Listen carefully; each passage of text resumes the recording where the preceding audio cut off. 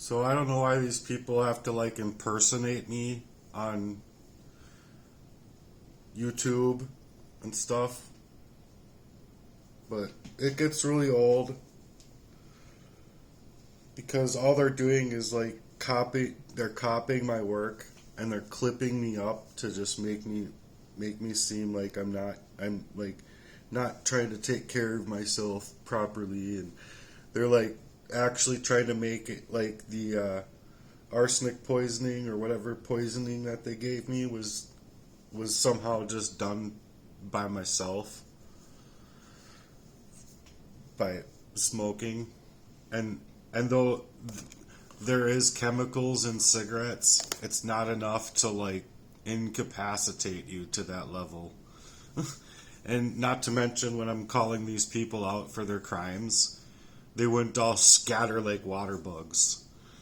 So, if they wanted to clip this part up, that would be great. But so I'm making a tea this morning with two green tea bags, one loose leaf raspberry tea, and then I'm using about half a teaspoon of ashwagandha. I don't have any more ginger, but I'm going to use a couple whole cloves, and then it says to use rose oil. I'm not going to use rose oil in it. I would rather use like I don't know, I think I'm going to put a mint tea bag in there as well because it's got really good, a mild caffeine, I'd say. And then it's got cinnamon sticks for circulation and blood sugar levels. It's good for controlling. And then I plan on rollerblading, and I'm trying harder and harder to quit smoking. And that's just another thing, is like they're impersonating me and they're trying to like legitimately throw me off my own course, like with anything I do. Like it could be me working at McDonald's or me working at up the paper mill or just anywhere. Anywhere and anything I do for work, these people are like literally trying to control my life, hacking me, hijacking my reality. You know, they must think I'm special because they gotta follow my work and steal it to clip it up and re-upload it, to try and get other people off of my actual content, or however you want to suggest. But I think it's pretty ridiculous what they've been doing, just in the general. But obviously, it's just a carefully woven tapestry of deception and manipulation that they're trying to portray, and they're as well trying to take over my account on YouTube so that they can stop me from speaking out, or they can block other people's access to me, just like my last two Facebook accounts, my last two Instagram accounts, the first Gmail that I had, and my first phone number. Like, I've even tried to contact that phone number. I didn't know it was Jesse Lee, but I tried to contact that phone number to see if I could just get the code from them, because they had maliciously taken over the phone itself, the phone account for the accounts, so that they could literally impersonate to be me.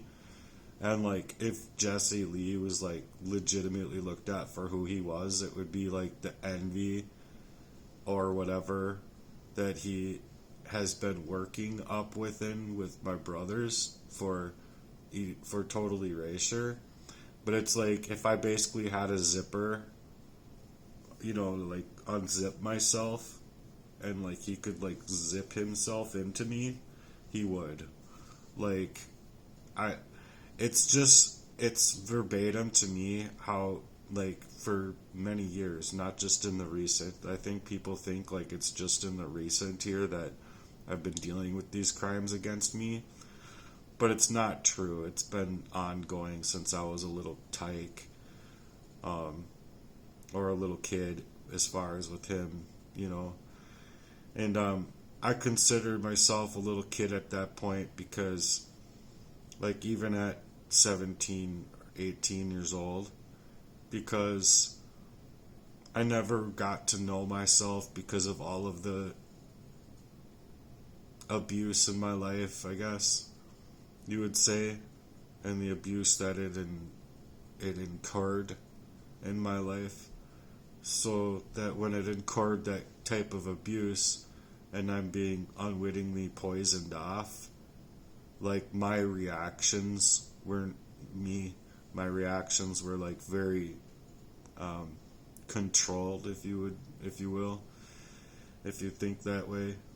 You kind of have to have a mind to reason through this a little bit, you know, with me here, because it's just they carefully wove this mental health and to make it mental health alone, because upon realizing these things and going to these people about some of the things that they would do, or what I thought that they did, even say with Stan for an example, being such a young kid, like, I don't know, I must have been like 10 or something, you know, like 9 or 10.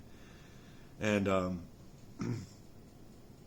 I just remember him telling me that him and his family are gonna be moving away, and they didn't want to. They loved the house and they loved where they were living, and he just said that him and his mom had talked for a long time.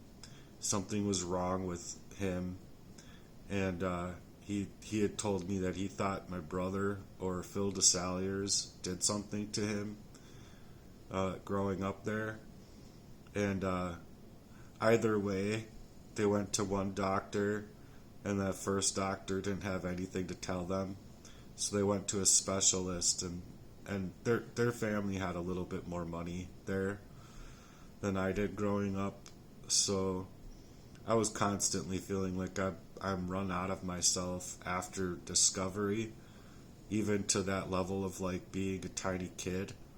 And so I'd be reaching for discovery then, thinking, because like, why should I tolerate this happening when it's seeming to take away my friends and my ability to carry on with anybody real in my life? And so why should I tolerate that?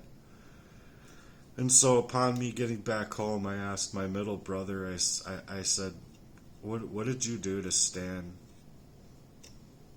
Like, Stan, or, you know, I said something like, you know, Stan thinks like you or Phil DeSaliers did something to him, or whoever it was, you know, but I truly believe that it was my own brother, because of my experiences personally, sleeping in the same room with my two brothers. They both know what they did in tandem or together or separate.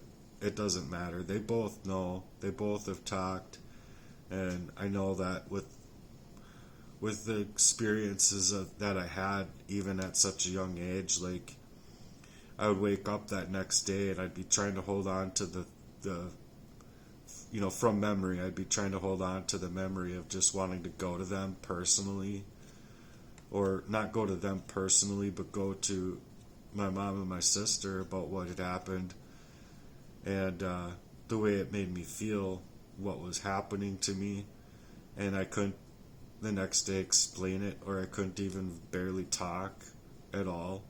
And so, like, when I would try to talk, everyone would purposefully talk over me and get others to, you know, just either laugh or make a joke, or, you know, do something to get them off of topic of trying to understand me stuttering, or, you know, not being able to finish my sentences and stuff like that.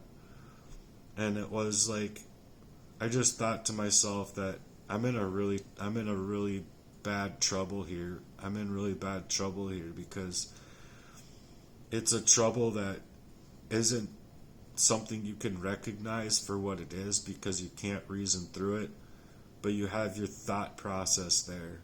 And so I always remember thinking, I'm going to have to just go and be away from people and just try to write and try to get these things out to like what is actually happening to me so that I can reach the bottom line. But it's always been a poisoning in its finest, and so I'm sorry to my sister and I'm sorry to my mom for, you know, not necessarily not knowing what to do, but not even having the strength within it of themselves to know what to do.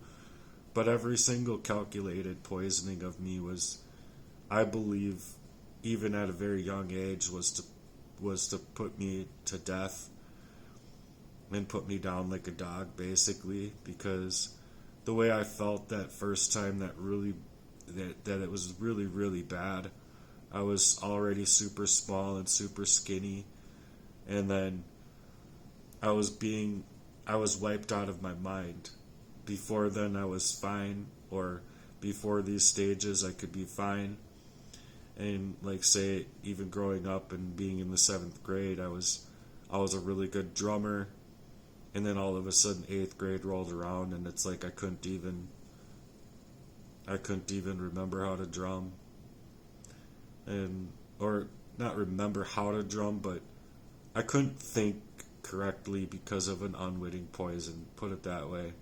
I didn't want this stuff. These people did for some reason. And now that they can't even talk to me about it, it's very apparent to me that it's what it is. It's not like I can set it down and just be like, oh, humdrum, they tried to poison me up to death. I guess I'll just let them poison me up to death. You know, because that's honestly what I think happens in a poisoning of this type anyway, where even if you had reached discovery, you wouldn't necessarily know what to do with the discovery of it, and you probably wouldn't be able to do the right thing, which, you know, seemingly would be getting a hold of the police and all that kind of stuff. But in my situation, with my dad being included in this from a very, very young age, I wholeheartedly believe that he's being protected to perform crimes over humanity and his own, in that way, his own children, definitely. And, you know, his ex-wife, my mom. So my mom was basically ran out of herself from my coming to and realizing that this family is just completely effed up. There's no like actually being a family to like pray together, go to church together, go out to eat together, go on picnics, go to the beach. You know, like there's no familying here, is what I'm trying to suggest. It's all ran out of itself in one way, shape, or form or another. And I wholeheartedly believe that my sister-in-law, who I've spoken about in prior work, I believe wholeheartedly she wanted to be with somebody that was together and tight with her family, not, you know, disheveled. And so I wholeheartedly believe that she would, if she could, still be able to reach out to me and figure out the rock solid bottom of like trying to figure out a way to get the family together on the pages of where I have been personally trying for many, many years.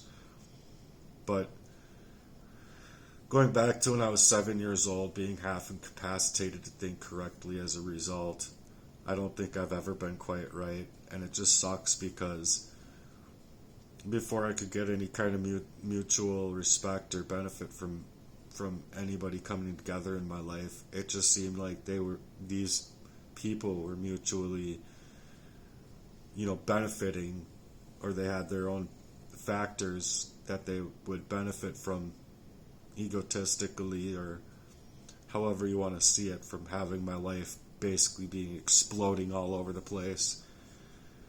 And so I just think it's insane, because it's hideous that these people were in the recent trying to kill me, and I'm meaning Aurelia and Jesse, and before that it was Emily and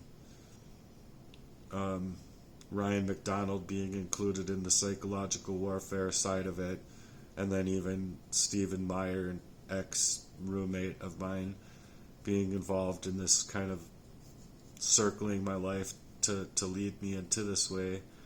And so it's just been narcissists all over the place. Even I believe like this Jacqueline chick was in my work and suggesting she's going to take my job from me. She'll have my job. I'll have your job. She wasn't meaning that she will take the position I run and take over my job. She was meaning to take my job away from me. So it's just been narcissistic as fuck all over my life. I don't know how in the hell she got even in that place to be hired. Like, I don't know if I was a person to be a hiring,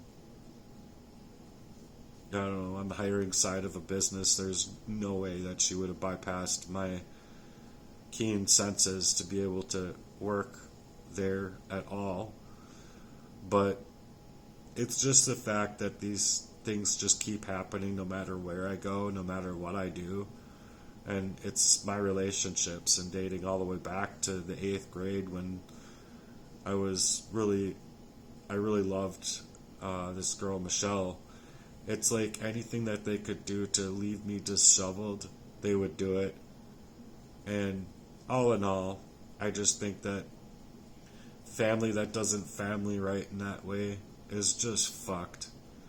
There's no family at all when you can't agree to think of something happening to somebody that's not even allowing them to be themselves without an unwitting thing happening to them. And it has been. And that's just the bottom line. That's just the truth. So I'm not out here to try and make for clout necessarily with this one. I would like to build my business, and I would like to build my website, and I would like to work with Band-Aid even, and just different businesses that I wanted to like actually like hammer out reasonability with, that my personal charitable mission would entail not only myself to be fine, but also that their businesses would also be bird dogged enough with my charity to as well make them more money. And so I really wanted to get into copywriting and e-commerce and design. I really wanted to work in any other fashion of, what I've had to go through in my life to make things happen. But I'm not being protected is the whole thing, and I'm not ever being somebody within the family that, we should really help him out and figure out, like, and go to, even family counseling from way back in the day. Or it's just, it hasn't been that, because here, lo and behold, I'm being poisoned, and I'm being poisoned up covertly for so long that without me seeing clear through the poisoning, and like, I don't know how to explain it, but without me seeing what I saw and what I was like going through as to what it was, if I didn't move in that way, I wouldn't be here. I wouldn't be here for already like going on 2 years or a year and a half to 2 years. So I think it's absurd that nobody, absolutely nobody that I went to about these crimes of targeting, just being gaslit, manipulated, having a manipulated unlawful detainer, manipulated homelessness, manipulated mental health crisis, manipulated being put on hold, just manipulation all over my life to gaslight me into a reality that I knew for myself was not created by me alone, solo. It was created by these people. It's just weird, you guys, because everyone else seems to be able to be okay with having keys to my home, but when can I ask for their keys? Never. When can I actually just show up and